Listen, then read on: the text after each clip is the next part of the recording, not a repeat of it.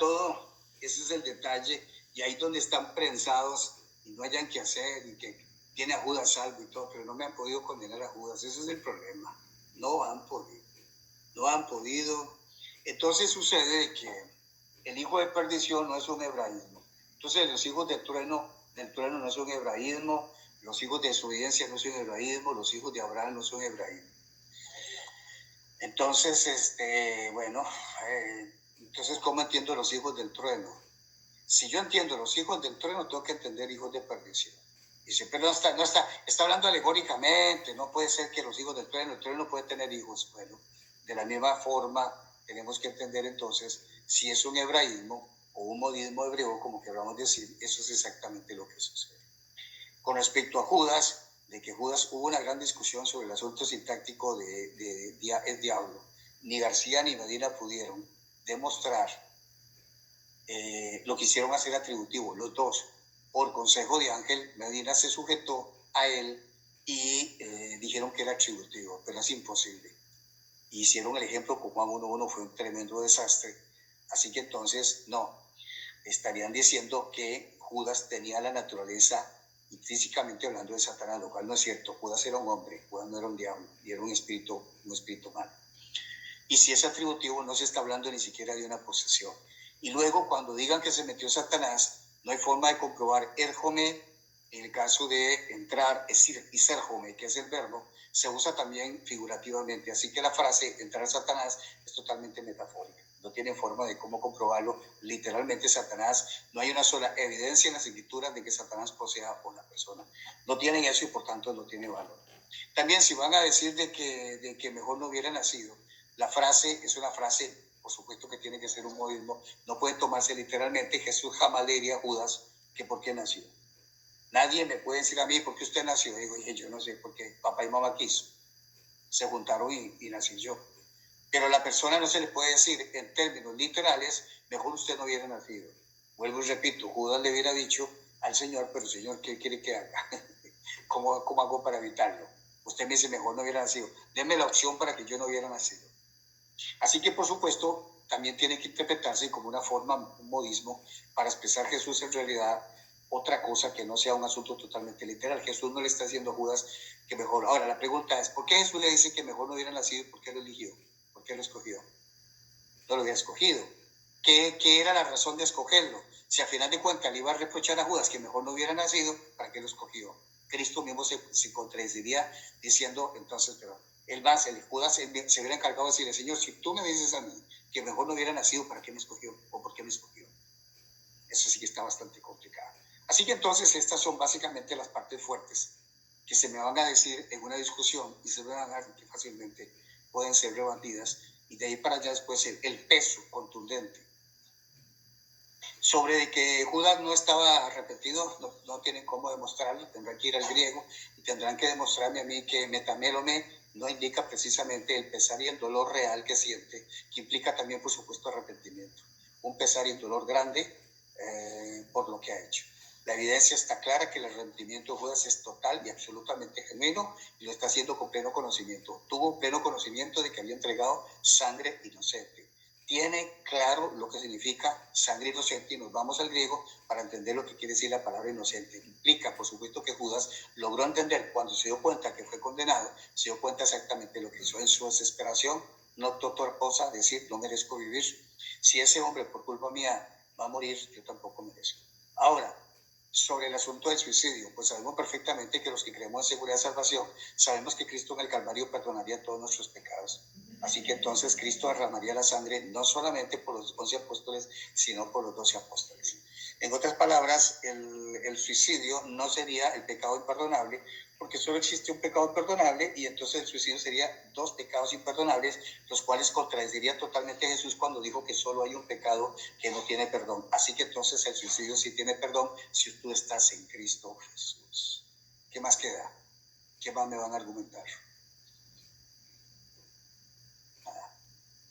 El poder de la elección, tratándose de un calvinista, o que dice que no es calvinista, bautista, el señor Barragán, me va a tener que explicar por qué Jesús se escogió, me va a tener que explicar por qué eclégome se utiliza solamente para los que se salvan, y cómo es que Judas entonces no se salvó? Si implica que los que antes a los que escogió, según los escogió en él antes de la fundación del mundo. Le preguntaría a Barragán, ¿los que están escogidos están salvos, sí o no?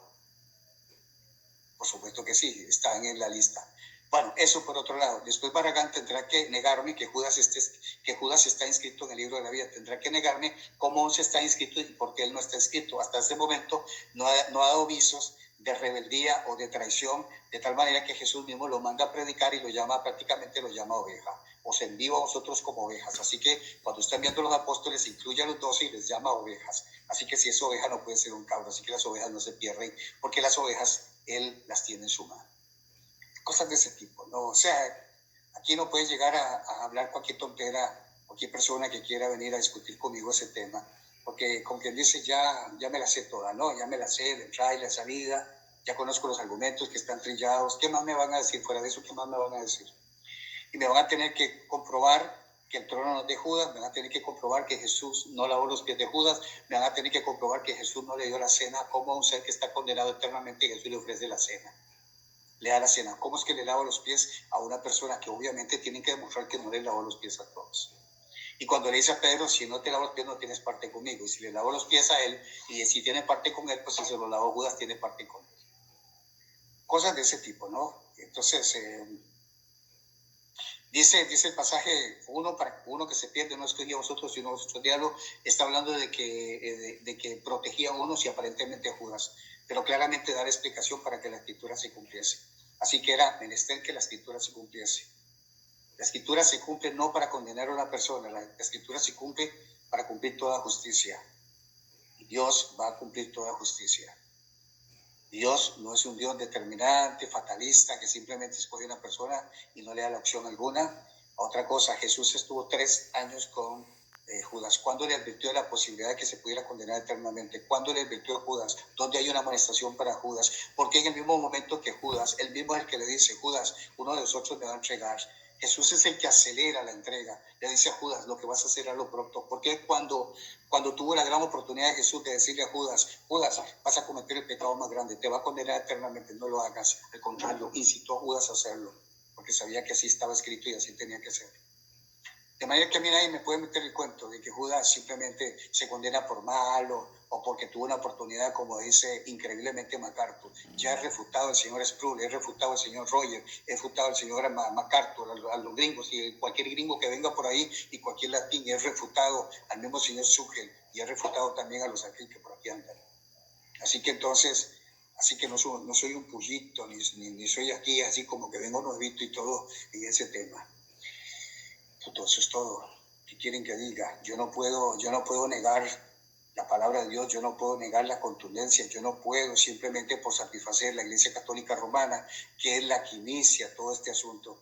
¿Quién es la que ha tenido por los siglos de los siglos aparentemente el dueño de la verdad? Aparentemente la Iglesia Católica Romana. Por eso es que no se pierde la pista. Tiene 21 siglos de permanencia, así que tiene que tener parte en la actitud o en lo que ha influido en cuanto al tema de Judas. No me queda duda que la Iglesia Católica Romana es cómplice y es la productora de esta terrible,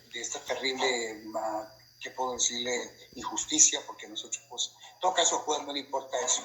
Siempre y cuando Judas esté realmente dentro de los redimidos, no hay absolutamente problema. Eso no convierte a nadie antinomiano de ninguna manera, al contrario, refrenda realmente el poder y la misericordia de Dios para salvar. Hay gente que quiere ver a Judas más condenado que salvo. Yo no quiero ver, como Cristo dijo, yo no vine a condenar sino a salvar. Así que hay gente que tiene ese espíritu de condenación y entonces se refocilan viendo a Judas como si Judas en realidad tenía otra opción que decir no. Entonces, en otras palabras, he mencionado tanto como por ejemplo la entrega, he hablado tanto de eso. ¿Quién entregó en realidad a Jesús? Ni siquiera fueron los hombres. El que lo entrega es el Padre, lo dice claramente 8:32 de Romanos. No estoy leyendo absolutamente nada, simplemente lo estoy viendo de memoria. El que no escatimó no es el propio, sino que lo entregó. ¿Quién lo entregó? Él. Y eso porque estaba resuelto en el determinado consejo. Así que simple y sencillamente un hombre tenía que hacerlo. Y ese fue, y el asignado fue Judas. La entrega no condena a Judas eternamente. Si la entrega hubiera condenado a Judas eternamente, Cristo lo hubiera evitado. Yo no dudo que Cristo lo hubiera evitado. Es evidente que si no lo evitó, era precisamente porque era parte del plan de Dios y Judas estaba obviamente entre los que él había elegido. Judas no es un error de elección, de ninguna manera. Así que la premisa arranca desde el momento de la elección, y que por supuesto tiene el consentimiento con el Padre. No me cabe duda, aún Jesús orando una noche antes de llamarlos y de llamar a todo el grueso de discípulos y dentro de ese grueso escoger a 12. No veo absolutamente ningún problema, no veo que eso crea algún problema dentro de la doctrina, para nada. Al contrario, Judas constituye el tropiezo de calvinistas y arminianos, que es vergonzosísimo, como dicen, totalmente vergonzoso. Los arminianos se juntan con los calvinistas para condenar a Judas de ambas posiciones. El arminiano dice nunca fue salvo, los calvinistas dicen nunca fue salvo, y los arminianos perdieron la salvación. Ambos están totalmente equivocados y van a ser refutados en la escuela de griego por los siglos de los siglos, hasta donde yo tenga oportunidad. Pero no solamente yo, sino que hay un contingente, un grupo de hermanos que ya están bien preparados, bien conscientes, le han dado mucha vuelta y un análisis. De otra manera no estarían aquí. Muchas personas no entran al canal por ese temor, porque les han metido ese temor. Usted tiene que ser obediente a la palabra, usted tiene que creer lo que dice la palabra. Usted tiene que tener su corazón abierto. Si usted es sincero y usted quiere conocer las verdades de Dios, debe dejar el miedo y el temor. Que Dios me los bendiga, que pasen muy bien. Esta noche, gracias. Oren por mí para que todo me salga bien. Jorge, Charlie.